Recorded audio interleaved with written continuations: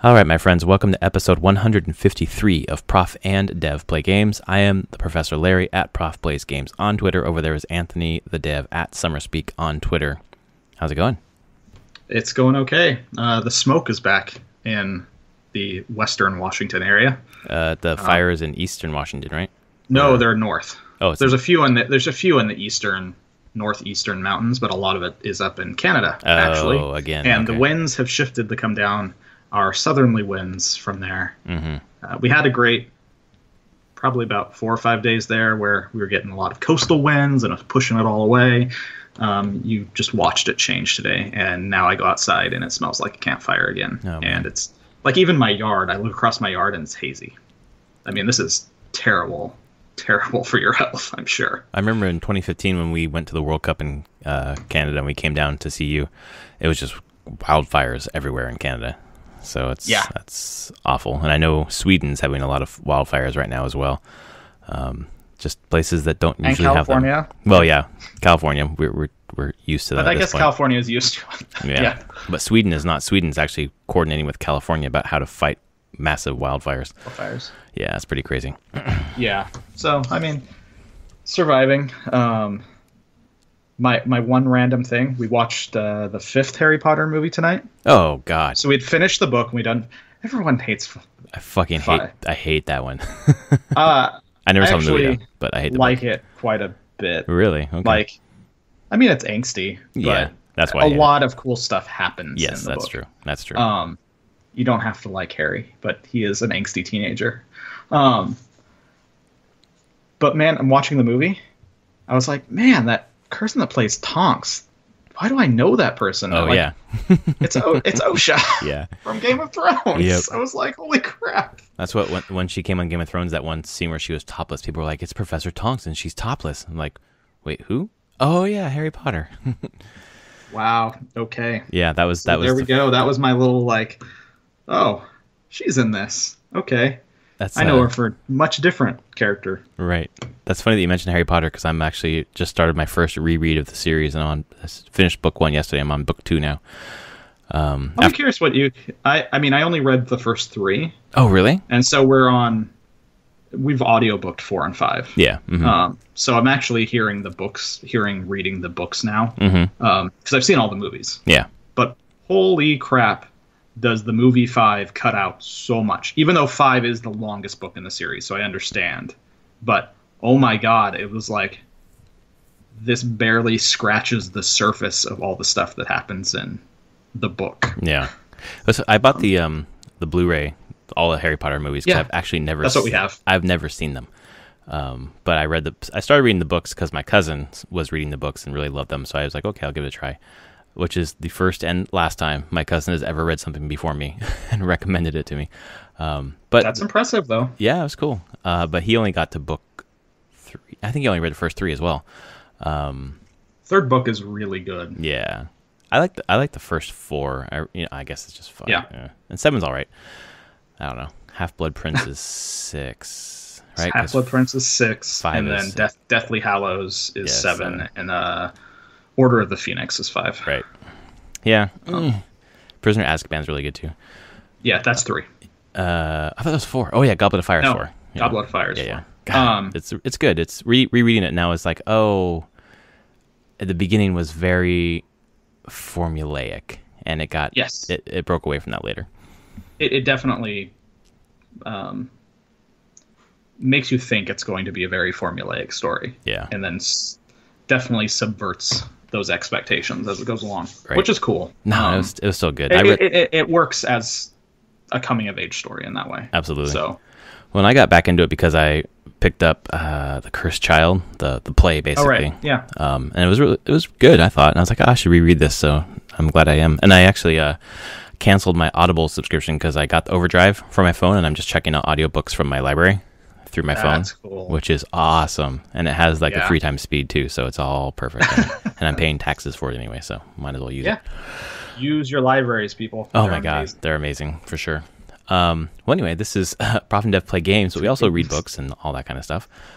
This week we're going to talk about Gamescom, which I guess starts on the 21st on Tuesday. Yeah, Tuesday. It's coming up real quick. I guess it'll be Wednesday night for them or Tuesday. I don't know. Time zones. They're 8 hours ahead, I think. They're 8 hours ahead, so it's still gonna. I mean, it will be. Day. I honestly, yeah, same day for us, but I bet all the news and stuff will start coming out while we're sleeping. Oh yeah, for sure. And then we're gonna talk a little about China and Tencent. There's been some news for the last few months that's kind of bubbled up now. It's going to affect a lot of devs, or not devs, but publishers. Maybe both. No, it's going to affect everybody. Yeah, gamers in too. And then we'll talk about what we're playing.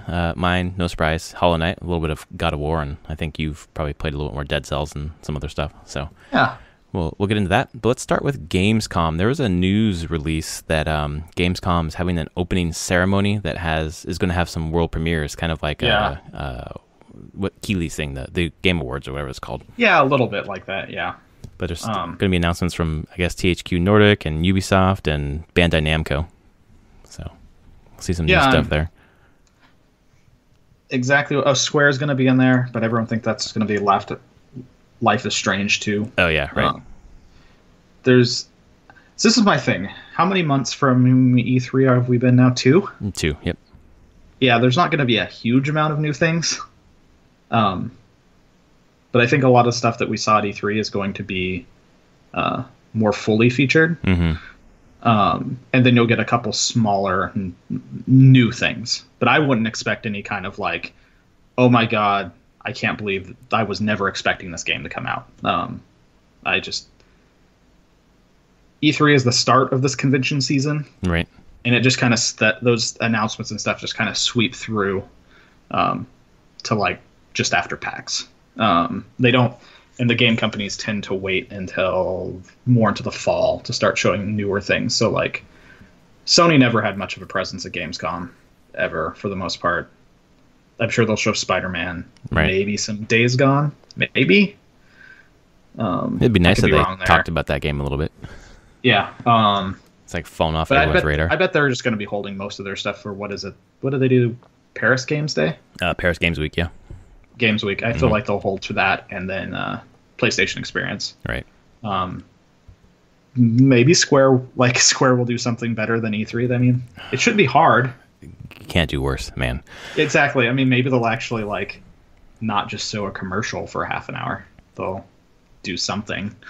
Yeah, I think for me the two things. Sorry, go ahead. Ubisoft is going to do anything else major. I mean, they'll show. Do you think they have anything else sitting around that they're like? I do. Oh yeah. There's what do they have? So that Walmart leak that came out before E3 that had crazy shit like Rage 2 and whatever else was on there. That was just like weird stuff that every single one of them came true except for Splinter Cell, I think it was. Oh right, so they own that, don't they? Yeah, and that was the only one on there that hasn't been unveiled yet, basically. So if Ubisoft has a world global premiere, my suspicion is it's probably that. If not, I don't know what it would be other than that, because they've already, I mean, they're big. They've announced everything else, right? Except for Watch Dogs 3. And yeah. If Watch Dogs, hate to break it to you there, that it's not going to happen. Probably not. Yeah, I don't think it's going to be that either. Two did not sell more than 1. But 2 is so fucking good. Which is not a good sign whenever you're trying to build a franchise. Right. No, it's totally true. But goddamn, 2 was good. 2 was good. No, 2 seems like it was a much better game. Yeah. The problem is when you burn so many people on 1. Yeah. That it's too bad. Yeah, I don't think it's gonna be Watch Dogs 3 either. If it were to be that, it would be because it would be featured in a European city, maybe. I don't know, because Gamescom is a little bit more European centered, which it is for me. So Ubisoft, the premiere is the one thing I'm kind of paying attention to, and the other one is whatever CD Projekt Red does. I assume they're going to be showing some more Cyberpunk. I'm hoping something different or showing something. I mean, they've said that it's only behind closed doors again. Oh, it's still BCD. Okay. Yep. Will it be the same presentation? I don't know. Yeah. I can only imagine that they'll do more interviews. You'll get more information coming out, at least a little bit. Yeah, and but again, it's been 2 months. Yeah. I can't imagine that they're going to have a crazy new demo by this point. Like, they might have a variation of the demo they showed at E3 to show that, like, oh, you can approach it differently or do something different. But 2 months 8 weeks is not enough time, right, to drastically change what you're presenting. So I'm fine with interviews because I feel like those interviews with CD Projekt Red kind of tease out some information that you Yes. haven't had before. You know, obviously with Cyberpunk, but then there was some Witcher stuff too, where they were, I think it was at E3, they were kind of talked about Witcher in some way, and they basically said, "Oh, we're not done with The Witcher. We're going to do more stuff with The Witcher," which is kind of obvious considering how big 3 was. But just get little details about what they're thinking about that series is good, for me at least. But other than that, I don't anticipate Gamescom very much. I don't feel like there's a lot of big news coming out of Gamescom. Maybe they're going to try to change that this year, but like you said, this is kind of a weird spot in the year where to announce big stuff. So it's more about just showing more stuff about things that's already been revealed, I think. Yeah.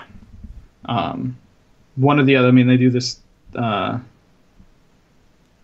of like this big opening ceremony on Tuesday, and then I saw Blizzard is doing a whole day on Wednesday, or most of a day. Like it's like 4 hours, and they're like dedicating like half an hour to 45 minutes per game, maybe more, per franchise, I should say.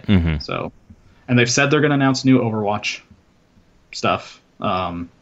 So new champion probably. Yeah. Some maps. They just released a new champion. That'd be, that's a fast cadence if they're going to announce. I'm sure one. they have a decent fast cadence. Yeah. I mean, I could be wrong. Maybe they won't show another one, but I could see them teasing another one. We know they're going to show Diablo 3 for Switch. Yeah. So there we go. That's all I need. we know that will be there. Yeah, I'd like I wonder to if it's going see. to be playable there. That's the thing. I'd like to see it playable for people to kind of give their impressions, because it. You know, I was reading some post the other day talking about someone had. It was on Reddit. Someone was like, "Yeah, you know, I love Nintendo for the love they put into their games, and Blizzard's just almost the same for me." And someone was like, "Yeah, that's why people call Blizzard the Nintendo of PC." I was like, "What? I've never heard that before." But No. in terms of like the polish and the love that they pour into their games, I can kind of see that. So I'm thinking. Yeah. Probably going to run pretty well on the Switch. They want it to look good, so. I've read now 2 different sources that have Blizzard confirming it will run 60 frames per second. Yeah, docked and undocked. Yeah, 720 undocked, and then 960. 60. Yeah. So I'm like, yep, it's gonna run just fine. Fucking portable Diablo, man. Tell that to me in 2000 when Diablo 2 came out. Oh my god. Yeah. Jesus. Still don't think we're ever gonna see an update to Diablo 2. No, Wish. not even like a remaster or anything like that. They're leaving that behind. I think so. I could be wrong. Well, especially if at BlizzCon this year they have any information about a new Diablo project. They've been teasing like 2 or 3 projects, so. Yeah.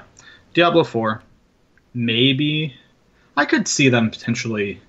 I don't know. Now I think about it, I'm like, they could I don't think they would do a 2 remaster. They would start at 1. So, but I don't even know if like they'd want to, what that would even be. Hard to say. So, but 4, I'm pretty sure they're announcing 4. I hope they do. Yeah, me too. But if not, I figure that it's in development. I'm sure of that. So. Well, we waited so long between 2 and 3 that it just seems too early right now. Well, no, 2 and 3 failed because they relaunched the game 3-4 times. Right. And that they actually made a lot of game and then canceled it and started again. Because remember that between 2 and 3, that was also where they had Blizzard North, and Blizzard North was working on it, and then Blizzard consolidated everything. They closed North. Where the hell was North located? San Francisco. Oh, okay. The area. That was the company that made Diablo. Was a different company. Like was bought or acquired by Blizzard and renamed Blizzard North. And Diablo was the first game they ever did. I see. That team. The SoCal Irvine Blizzard, I mean, had only done the RTSs up to that point. Yeah. So yeah, at some point between, I don't even remember when. I thought it was sometime late 2000s. I'm pretty sure I'd have to look exact dates. They shuttered North and offered jobs to people to move south. Right. But not everyone moved south, and they basically relaunched the game once it came down to Irvine. So there's a reason why it took a long time. It was not a pleasant development cycle. Right. Well, it just seems like such a living game. Like I know it came out in 12, but it seems to have come out multiple times since 2012. You know, with Reaper of Souls and Loot 2.0 and whatever else. That just, I don't know. I feel like I'm still getting as much Diablo as I want right now. So 4 can take its time, and I think I don't know. My bad business advice for Blizzard related to Diablo is to release Hearthstone, but Diablo version. Put a Diablo skin on it. Sold. Give me a Diablo card game, please. Oh my god, that'd be so awesome. I don't think they would do that to muddy the waters with having 2 card games or whatever, but... No, they don't want to compete. How about cross the streams? That'd be great. Just add like a Diablo expansion. Like that would be fantastic. Yeah, there we go. Please. That reminds me, I haven't played Hearthstone in like 2 months. What the hell? I should get back to that. That's just the thing, though. I mean, I was like, they don't like to cross their franchises, but they did Heroes of the Storm. I was say Heroes of the Storm, and they actually crossed them really well. Right. At least art style wise, you're like, okay, these can all fit together. And Hearthstone's zany and crazy enough. Why not? Yeah. Just do it. Diablo expansion, it needs to happen. Just start it in the Tavern Brawl where it's just fucking crazy in there anyway. So. Yeah. Oh man, Hearthstone, what a good game. Anyway. So yeah, Gamescom gonna have some announcements. Probably nothing huge. I think people kind of get their hopes up and then nothing really happens. So let's keep them tempered, and we'll report back next week what we hear. Next piece of news, kind of thing that's been a slow boil for a while, is Tencent in China. Super profitable company. Have their fingers in like WeChat and all this other stuff. Video games. Obviously, they own 40% of Epic. They own all of Riot. Yada yada. Since January, their stock has been tanking. They've lost 150 million or so since January, and the reports are that their video game businesses basically are not providing the income they thought they would be. The analysts thought they would be. So it's still kind of funny though. Because they're seeing growth, right? Still. But not as much. It's right? just not fast enough. And I'm like, oh, of course, this is the most investor thing ever. I'm sorry, your growth is 8%, not like 15%, like it was like last year. Well, you got to be kidding me. These companies can't grow forever, guys. Well, and that's the thing that drives me nuts about the stock market, where a company can make $3 billion a year. But if the next year they don't make $4 billion a year, they're a failure. Like, what? Okay, if my income was $3 billion a year for in perpetuity, I would be pretty damn happy. But that's not how investing works, unfortunately. No. So let's just get like, they're also losing money because people are like, you didn't make as much. Yeah, exactly. As we thought you were going to make. You made money, but whatever. But the thing on top of this, though, is China for a while now has been denying licenses or authorization or something to video games. The biggest one that kind of brought us all to the Western surface, at least, was Monster Hunter. After a week in China was shut down, China didn't want it basically sold or played or anything in China. Yeah. With no reasoning.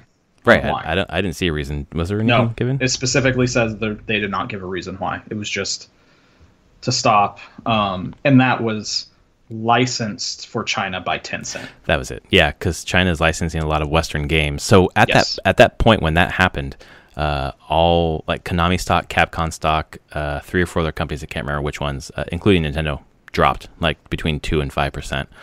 So the Chinese government or the regulators are halting the approval of new game licenses in China, so no one's able to bring their games to this huge growing market. And they haven't given license for 4 months. Crazy. That's what I remember. Like, there's been 4 months where there's all new licensing, new games being released in China have been on hold. Well, and all the publishers who are kind of seeing that as a place of growth for their, like Activision or whatever else, all of a sudden now got to put the brakes on that. And the article that we were looking at talked about, and I didn't really realize this, that it was so recent, that consoles and video games were banned up until 2015. So it's only been a couple of years. The consoles were, not all video games. Oh, okay. Because, I mean, PodCap put games out in China. We were working in China. Oh, okay. So it's just the consoles then. But the consoles themselves were, were not allowed to be sold in China. Like, people, I'm sure, got them, but we weren't buying them from a store in China. But, like, reading more in it, it is, like, the halt in the licensing isn't necessarily like, oh, video games are bad. So, even back in the late 2000s, early 2010s at PopCap when we were there, and I was privy to some of the conversations on what was going on, it's a minefield to get something released in China. Because there's a number of departments that want power over who gets to regulate video games or not. And the halt, as I've been reading different articles, is because there's restructuring going on among departments. Right. Like, there's a consolidation of power happening. Correct. and none of these people want to look bad. And it's that there's like two big regulating companies that kind of fought each other to who would let a game come. Like when you're trying to get a game out, you had to get both of these different departments to like work with you and work with them, and not fight each other. Because if they fight each other, that's the best way you're not going to get your game out in China. One of them will be like, no. Right. And now there's just like, no, we don't want to touch this at all. We're not going to let anything in because we don't want to lose our jobs or lose our entire department for the most part, because we screwed up. And then I read another layer on top of that is that the government in November, they're doing some sort of conference or some sort of meeting where they're taking a look at the way that their internet policy is implemented, which could impact the way that games are run via the internet in terms of like microtransactions and things like that. So there's just like a big pause while everything gets sorted out on the higher level to then trickle down. So the reason we bring that up is just it seems like because Tencent has its fingers in so many pies, and they're, especially in the gaming arena, this is going to trickle down to fewer profits, less money to invest. Perhaps, I don't know, people losing jobs eventually. I don't know how this is going to shake out, but if big companies aren't able to release games in China and earn the revenue they thought they were going to, there's probably less money to make games, let's say, over the next 5 years or something like that. Oh, yeah. I don't know how long it's going to take for this to work out. I'm sure all these big companies are doing their best to try to get this done quickly, so they can start selling games again. Right. But yeah, China was a huge, basically fertile land for game developers and game publishers, of trying to create new market, emerging market, a lot of consumers wanting this type of entertainment. And now a lot of those investments are going to be completely destroyed at the moment. Well, yeah, it goes back to what you're talking about growth, and that's where the growth is. So if they're not able to turn a huge profit on, a little investment, quote unquote little, it just means the money's going to go away. Not completely, obviously, but there'll be less free flow of cash through the industry than there was. Yeah, I had a look too. Was thinking wow, has even WoW had its recent expansion, came out last week. I'm like, is that coming out in China at all, ever? There's not a date for it at all. Right. There's no news about that expansion ever coming out in China right now. Wow. Which is crazy. And that's run by NetEase, which is another company that is probably going to be just destroyed by this. Right. Because they license a lot of Western games, a lot of Blizzard games, actually, for China. And so I don't know. This is definitely going to make all Activision, Blizzard, EA, any of the Japanese publishers be like, maybe we don't focus on this for now. Or we definitely can't guarantee it's going to happen. So I don't even know what they do at this point. Well, the other thing that it kicks back, it never went away, but the black market in China for video games. And, people, I'm sure, are still playing Monster Hunter World, but now they're not able to pay for it. So Capcom's not seeing that money. So that's another, I don't know, consequence of this whole thing. Well, it puts a barrier there. I'm sure the people that really want to play it will just import a copy from South Korea, Taiwan, get it, and they'll just VPN and be able to play it on whatever other Asian server without issue. But the general consumer is not going to do that. So your audience is much more limited now. You have to be pretty dedicated to go about it now, which this is the unexpected. I think no one would have expected all this to happen, but this is a great reminder that China isn't really an open market. Yeah, it's not really there yet. It's with, I don't know, that type of investing, there's a certain risk involved, and we're seeing that play out in real time. Yeah. But unfortunately, the government there has a lot of control still. Yep. In all of this. So the consequences are going to ripple across our hobby and all the Western publishers. So we'll see how that plays out over the next however many months, but it kind of seems like a pretty big fucking deal right now, and it seems like it's just simmering below the surface. And it is. I don't know when it will actually be taken care of. I can't find any news when reading that had any idea exactly when anything would be lifted or when games would be allowed. Like Tencent was really hoping for Fortnite to be out in China, but it's out on mobile in China. Fortnite is? But they can't. Yeah. Huh. But they can't take microtransactions, so it's just completely free. Right. So there's no money being made there. They're just brand building. The PC version. They were expecting it by this point to launch in China, and nope. Wow. So it's just free to play with no money coming back to Epic or Tencent. Nope. Interesting. There's a lot there that we're gonna see come into sharp relief sooner than later, I think. Yeah. It seems like this is gonna roll through the rest of the year if the November event about the internet is part of this puzzle of the restructuring, as you mentioned. Too. Yeah. It's gonna be a while. Yeah, it's probably at least through the rest of this year. Yeah. Probably not looking like a whole lot is going to get released in China, and I'm sure that's going to make a lot of publishers and developers rethink their release plans overall.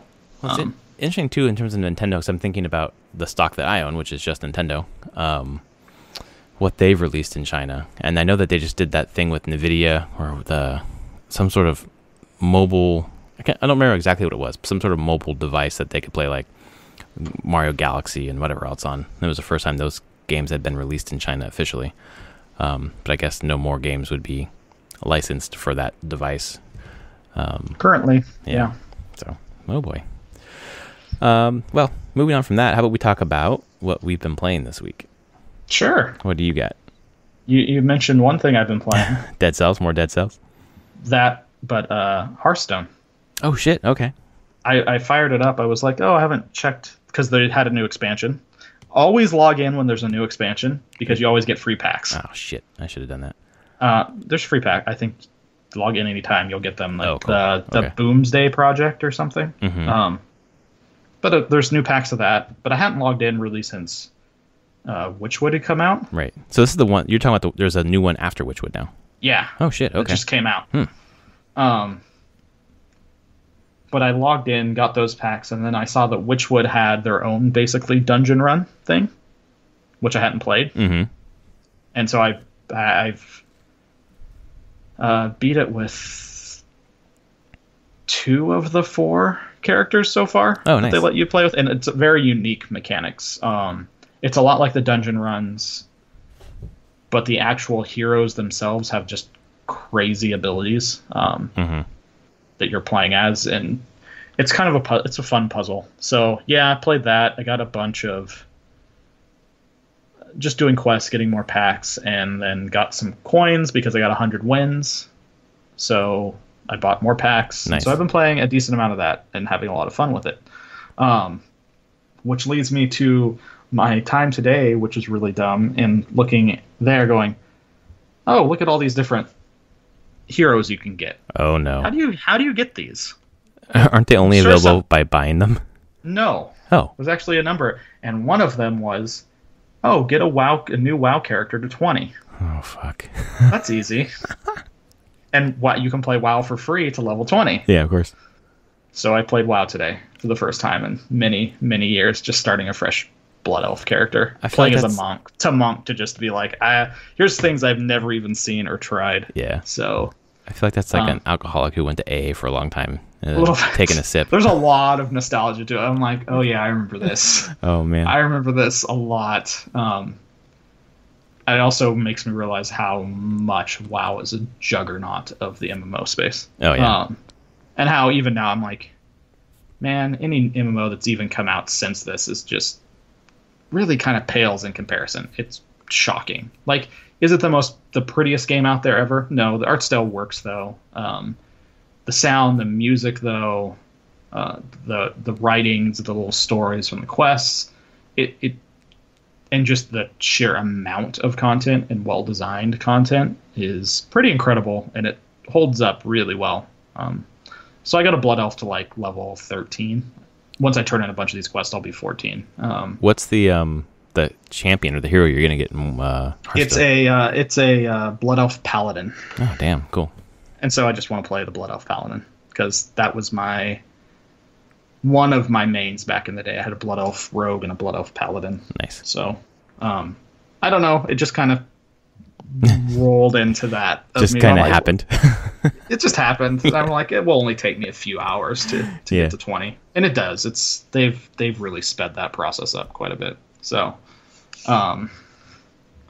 those were my weekend. That's basically what I've been playing this weekend. Played Dead Cells kind of earlier in the week. Still never got as far as I have on the one run where I made it to the last map. Mm-hmm. But more been focusing on hunting rare blueprints, just kind of leveling up, powering up, getting better items overall. Because those are persistent, right? Yes. Through your runs. That's cool. Yeah. So just doing a lot of, I guess it's grinding, but runs to just get things more than trying to beat the game. Right. So that, and then I've probably put in like 3 or 4 hours of No Man's Sky with my kids around watching and stuff. My God, is that a grindy game? Like any survival game. Yeah. Like Minecraft or any of these building type Ark or any of those games. Like, holy crap. And inventory management could be better. Holy crap. Yeah, it's basically like made for a computer on your PS4, basically, with the cursor and whatever else. It's that, but then there's just a lot of juggling back and forth of like limited space, but you need a bunch of stuff. Well, then it's like your exosuit and your spaceship and your whatever inventories. Yeah, like 3 different inventories. That's the thing. Your tool. Your tools. Oh no, there's more now. I didn't know this because I'm playing, and I tell my kids, I'm like, I don't know. There's so much new in this game. They're asking like, what's going to happen? I'm like, I have no clue. I got a freighter. Oh, yeah. I have a giant freaking freighter now. So you have a ton of storage. That can store a bunch of stuff. It can store multiple ships, so I have multiple ships there. Damn. You can have like other ships in your fleet that you send out on separate timed missions to return. They return with things. I don't know. There was just so much stuff. And that's what I'm now realizing. Like, this game is huge. It's enormous, and it's just vastness of space sandbox. Go do what you want. You can pretty much do everything. So go. There's tons of quests, tons of missions. It's super easy to get lost in, and also super easy to get unfocused. Yeah, I loaded up last night just to check out the third-person mode, which I actually prefer to the first-person mode now. I really like seeing my character. Yep. But I was like, wait, what the fuck? What am I doing in this game? I haven't played it. I looked at my save file. It's been exactly a year since I last played it. And I was just like, wait, what was I doing? What was my goal? I'm just lost. I have no idea what's going on. But man, it looks good. It just... you have a pro. Yeah. I'm sure it looks really good. It does. It looks really good. I was on this planet. I think I put a picture on Twitter last night. I don't think I uploaded it, actually. I just took a screenshot. But it was like I'm on a planet, and then in the sky is like a ringed planet at night, and it just looks beautiful. And it's just something about the loneliness of it is appealing, which is very strange because it's never usually appealing for me. But I don't know if I'm going to stick with it. Yeah, I don't know. My kids love me playing it, so I'll probably just put time in here and there while they're watching, because they just love the exploration of it. Everything is new. Everything is neat. And they don't care about the grind. They don't care about like the point. It's just like what's over the hill. You know, what's over that hill? Yeah. What's over that hill? That's really cool. So, and I think that's most of my play this week. I'm trying to think if I've done anything else. No, that's all my video game play. In Tabletop Land, I actually finished painting. I have now 1, 2, 3, 4, 5. I've painted 7 figures. Nice. And are you going to use them? Are you going to play? I need to paint probably like 40 more before I can play. Oh, so good. I need to buy 40 more. Oh God, okay. Of different things, and that's a commitment. Before yes.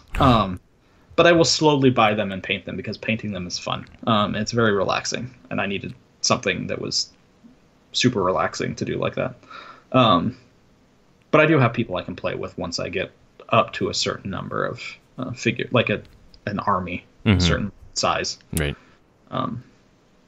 So yeah, that's most of my gaming this week. All right. Well, for me, it was No Man's Sky, which I just mentioned. Nothing else to report on that, other than the interface when you first log in seems to have changed. There's like 5 save slots now, and I thought that looked different.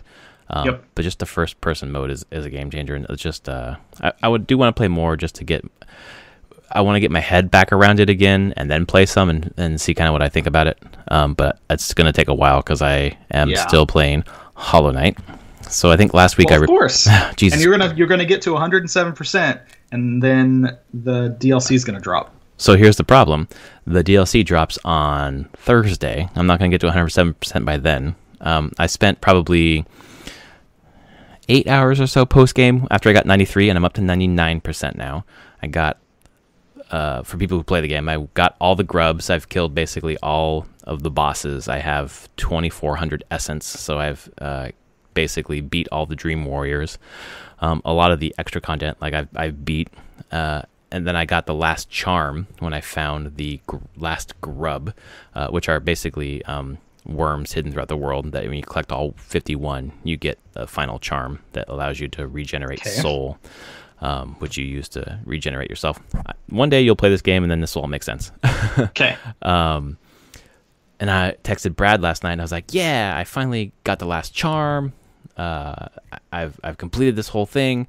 And then I opened it back up, and I realized, no, the one charm, I've only got half of the charm. I need to get the other half of the charm. And the other half of the charm you get after you collect 1,800 essence, which is like an alternate currency from beating all these Dream Warriors. So you beat these really, really hard bosses and get this drop, and you collect 1,800 of those things, and you can go to this place called White Palace.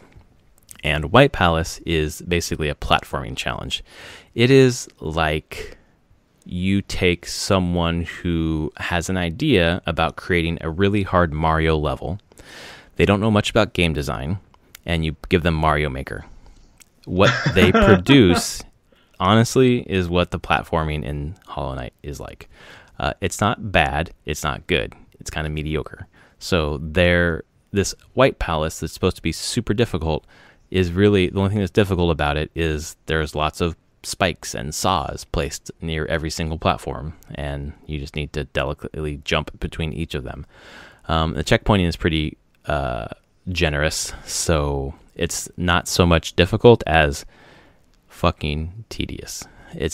Hollow Knight has turned into a platforming game right now, and it's not very fun. So right now I'm thinking, I really just want to be done with this so that I can be done with it. And I'm hoping there's something else at the end of this White Palace. I think there's a final fight. But you have to do this so you get the second part of this last charm. When you get the second part of the last charm, you get the ability to go to another part of the map to turn that charm into a different type of charm, that when you go back to fight Hollow Knight, the final boss, it actually unlocks the real final boss, which is actually a hard fight compared to Hollow Knight. And then you beat the game for real. So that's how you're at 107%? No, that's how you would get to 100%. But the extra 7% was most of the stuff from the DLCs, which I've done a lot of it, except for this one called the Grim Troop DLC, which I need to collect 9 different flames throughout the world, and then that unlocks the final DLC boss, which is the hardest boss in the game. So once I do those, that'll be 107%. So I've been chasing the 107%, racing against the clock because I wanted to get it before Thursday, and now there's no way it's going to happen. And then once that DLC unlocks, there will be more percent. So it'll be like 120%. And I can't, this has never happened to me before. I'm not going to stop playing this game until I have done literally everything. And then I'm never going to touch it again. It's just such a special experience, except for this platforming. The platforming throughout the whole game is just okay. Just average, and that's fine. It's not really it's a platformer like Metroid or Symphony of the Night or whatever, but it's not known for platforming. It's known for all the other stuff. And in the other stuff, it's superb. But the platforming, like the final challenge, is a super hard platforming thing that is just, I've played Celeste. That's like the hardest platform I've ever played. And when you get to the B-sides, it's just ridiculous. So after playing that, platforming in Hollow Knight, not hard. And I know some people who are listening who have played the Path of Pain, which is the ultra hard platforming challenge inside of the White Palace are probably shouting, saying, "No, that's super difficult." And I haven't got to that part yet, and I know that's difficult, but just the way that they make it difficult isn't like precision platforming. It's more like, here's a bunch of spikes, here's a bunch of saws, figure out how to get through this gauntlet, and that's just less fun for me than like more Celeste style platforming, which is more, I don't know, more, I'm not precise, maybe is not the right word, but I'm a little disappointed by this end game platforming. However, the end game boss fights have been fucking awesome. So it's just still a great game except the platforming. So I'm hoping next couple of weeks to kind of get through the last content, but then this new drop, who knows? I don't even really know what's in it. There's just a lot more stuff coming. Still my favorite game of the year by a million miles. It kind of brings me to the other game I played last night. I organized a outing for my wife and some of her friends to kind of celebrate the end of my wife's pumping journey. She pumped for 13 months for our daughter, so wanted to have her go out and have fun with her friends, and I took care of the baby, and when baby was asleep, I put it on my PlayStation and loaded up God of War, because I got to play on the TV, which I don't usually do that much right now. And that game is intense. Yes. I know, I think you got, 6 hours in, or? About that, yeah. Okay. I'm probably 3 hours in. I just got to the part, like went through the mines or something, where I basically saw the mountain for the first time. You come out and you see the big, that's where I'm at right now. Okay. And it's a game that is stunning. It is really well designed. It's not a game that I can play for more than an hour at a time, just because it's so rich and so intense. I thought I was done playing last night. I went to bed and I brought my Switch like an idiot, and then I played Hollow Knight for 2 hours. So I played Hollow Knight for double the time I played God of War last night, and I enjoyed both of them. But there's something about God of War, at least right now, that makes me think this is really well done. This is a great game that I need to just take in small doses, because it just is intense for me for some reason. Yeah, I think that's why what I said. It's a game that demands your attention. Yes. So you have to have that attention, right? Or you just can't really play it. And which was the hard thing with me, is I just didn't have the attention to give it. Right. Like the thought of playing it, I'm like, God, this is so fun. It's so amazing. But man, my brain is just not there for this. Because it has to be. It has to be in all ways. Yeah, that's exactly what I'm feeling. The way that you just said that is exactly what I felt last night. Like I was fine giving it my attention for that hour. Then after an hour, I was like, I can't do this anymore. I need to stop. Yeah. That's exactly why. Okay, cool. Which is rare for a game, honestly, for me. Mm-hmm. Like, it's just so much. Maybe it's just sensory load. I don't know. I mean, it's fucking gorgeous. It's intense. It's a very intense game. Always. Constantly. I think for me, I mean, it's gorgeous. It's visually rich. And then in terms of inputs from the controller, like controlling yourself, doing the melee, plus throwing the axe, doing the shield, and then controlling Atreus too. Like, you have to be on to play that game. You fucking do, man.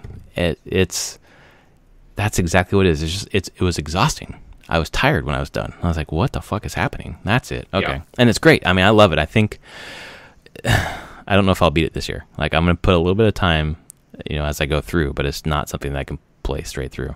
Yeah. But it's also dense. Like the menus, I'm still not quite clear on how the RPG, the upgrade system works, the lore system, the challenge system. Like there's a lot there. It's like a fucking, some days you kind of want to settle in and read like a kind of pulpy sci-fi novel, and sometimes you want to settle in and read fucking Finnegan's Wake or something. This is more like Finnegan's Wake. So I don't know if I have that time right now. Which is amazing out of a video game, honestly. It's fucking stunning, absolutely. But yeah, there is that thing about sometimes it's really hard to take in something that dense. Yeah. Which is fine. I don't want... That is not any of my stuff knocking on the game at all. I think it's great. Right.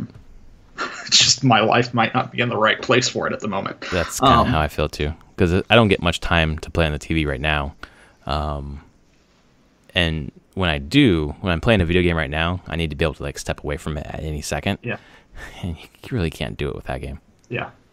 And I'm sure it is also a game when I was trying to play it at night, it would amp me up. Mm-hmm. So like I said, you finish it and you're exhausted, but it's a lot like when I'm playing other games that are more intense like that. It takes me a few hours to calm down before I can fall asleep. Right. And so for me, when I usually play more later at night, it's hard for me to be like, okay, I'm going to play this until like, usually my gaming will end around 10:30, 11, knowing that that will push me to be up past midnight. Oh, dang. Because I can't fall asleep. Yeah. Like I'll just be super wired from playing because all the sensory input, what I'm taking in. So I have to be very careful about the games I play at night, and I cannot play God of War with my kids around. So no, definitely not. So that doesn't get played in the day. Right. Yeah, and so that you just have to like commit yourself to like being up late, and that's for me that's fucking hard to do. With the young kid, although she's been, knock on wood, sleeping through the night for the last 3 weeks. So that's great. Take it while you can. Get the sleeps. Oh god, it's been awesome. But last night, with my wife being gone, and I was like, oh, I'm gonna play tonight, and I stayed up late, and I was like, this was fucking stupid. Because she wakes up at 5:30 in the morning, so. You're like, yep, I'm still waking up at 5:30 in the morning. Great. Exactly. So yeah, that's that. And now I'm started back at work, new job, all the stuff. So, or new position. So it's intense too, where I have less time to dedicate to video games that I can't just play for 20 minutes and then walk away from. Yep. So, won't it be great when you can just do Diablo 3 on your Switch? Oh my god, dude! Actually, just think about that. You're just like, boom, I'm just gonna go do a Rift right now. It's cool. I'll be done in like 10 minutes. Right. Awesome. Pop in and be done. That's why I'm so excited about that game. And I'm so excited that particular version, you don't have to do the campaign. You can just go right into adventure mode. I'm pretty sure you don't have to do campaign anymore if you go fresh. Oh, really? Like one of the updates I thought got rid of it, where you can just do... No, I'd have to check again. But my accounts all have games in progress, so it's hard to say. But I was pretty sure that you can just log in now. It will push you towards the campaign, but you can be like, no, change my settings. I just want to do adventure mode right now. Okay, maybe I just didn't know how to do that then.